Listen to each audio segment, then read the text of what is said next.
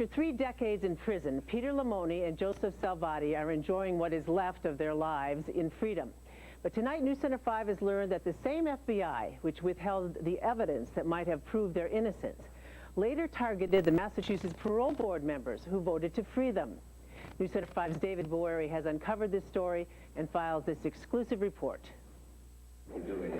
He's now the mayor of Springfield, but in 1983, Michael Albano was a young member of the state parole board.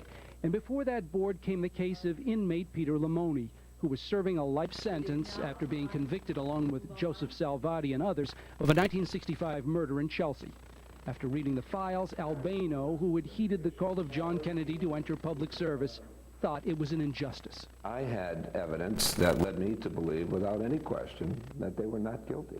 But when Albano and a majority of the board voted to give Lamoni a hearing and then to advise the governor to show clemency, they faced solid, pointed opposition from law enforcement, including the FBI. I'm going to just say that the FBI's fingerprints were all over these cases.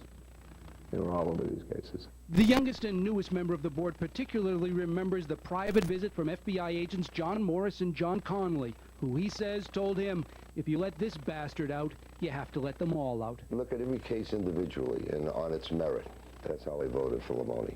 Board member Richard Lucio also remembers the pressure from the FBI and other law enforcement to keep Lamoni and others behind bars. And News Center 5 has learned that when Michael Albano and Richard Lucio and others voted to recommend the governor commute Lamoni's sentence, all 5 became targets of a criminal investigation by state police in the Office of Public Investigations. Myself and my family experienced 6 months of agony and investigation. Bank records were looked at, travel was looked at, virtually every element of my life was examined. The sole allegation was that members were voting favorably for so-called organized crime figures, the OC. Allegations were that you and the others were mobbed up. That's correct.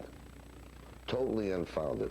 Reached by phone yesterday, board member Kevin P. Burke called the investigators confrontational, accusatory, and intimidating. Albano and Lucio, who were the first Italian-Americans ever appointed to the parole board, felt particularly stung by the accusations. I was aware of the fact that people knew I was the first Italian on the board, and comments like, well, OC now has a friend on the board, which was completely wrong. There was no information of any wrongdoing other than the votes itself, which was a vote of conscience. They'd all be cleared after still another investigation, but the damage to them was done, and the governor deferred to those who wanted Lamoni kept behind bars. Only years later would the secret be revealed that the FBI had withheld evidence at trial that pointed to the innocence of Lamoni and others. We hear the term, and it's often thrown around, about obstruction of justice.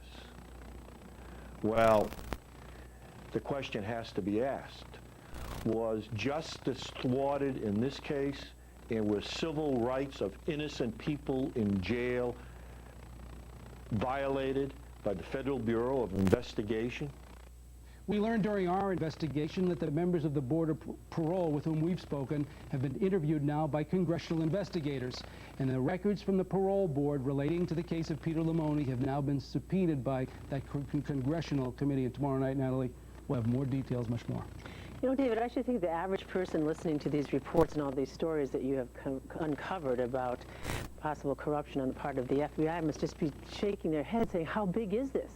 How far does this extend? The next question for this committee is whether the FBI in Boston has been part of an ongoing conspiracy, one to put these people away in the first place, and then to keep them behind bars. Amazing. Okay, David, good job. Thank you. Greater Boston has begun to say goodbye. The Malden Police.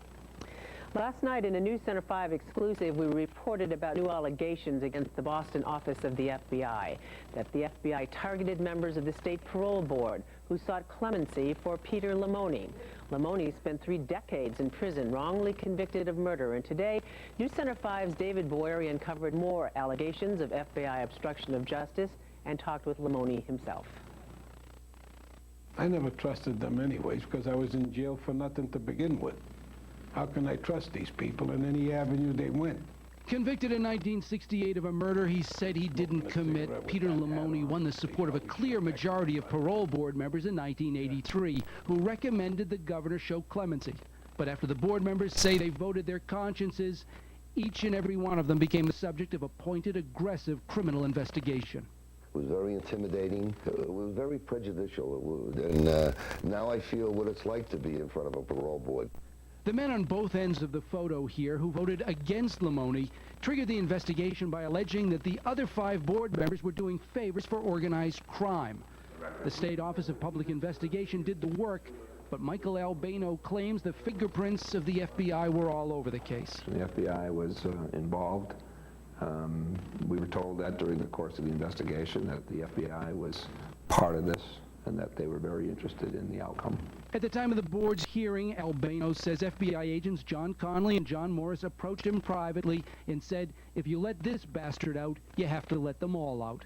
The number 2 man in the Boston office of the FBI at the time has told News Center 5 the involvement of FBI agents was totally improper, done outside channels, done without his authorization, and constituted conflict of interest and may be obstruction of justice and violation of civil liberties.